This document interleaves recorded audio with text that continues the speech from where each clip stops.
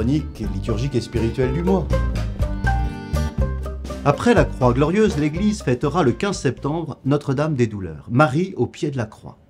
La sublime Pietà de Michel-Ange célèbre ce moment où Jésus est remis à sa mère. Assise sur un trône, cette femme, au visage juvénile, porte un corps brisé. Seule sa main droite soutient le corps sacré, sans le toucher. L'autre main est gracieuse, fragile, mendiante. Ses bras, en revanche, semblent puissants. La largeur de son dos, la force de sa poitrine dégagent une impression virile. Féminité, trône, puissance et grâce accueillent ainsi la souffrance injuste de l'innocent. Elle est forte. Stabat Mater, dit l'Évangile. La mère se tenait là, debout. Celle de Michel-Ange est sise sur un roc, mais c'est la même image. Ni prostrée, ni effondrée, elle reste droite et résolue.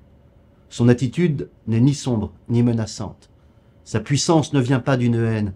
Bien au contraire, son seul regard inspire l'amour et son visage est doux. Cette femme, dont la douleur est si profonde qu'elle ne peut s'exprimer, n'est ni impassible ni indifférente. Au contraire des petits Bouddhas dont les yeux souvent se ferment pour ne pas voir le mal, sa force vient et de l'amour pour celui qui souffre et par l'amour de cet homme qui se donne. Car ce corps est celui de Dieu, comme le corps qu'on reçoit à la messe. Son visage est celui d'une jeune fille, car en vérité, elle est la fille de celui qu'elle accueille. La troisième Pietà de Michel-Ange, toute verticale, montrera combien c'est Jésus qui la porte. Tout le génie du christianisme est là. La Pietà symbolise toutes ces grandes femmes de notre histoire qui ont su tenir alors que tout s'écroulait. À l'époque d'une société victimaire, la foi de Marie nous apprend à traverser l'épreuve. Elle-même l'a appris de son fils, dont le visage paisible annonce déjà la victoire de la vie.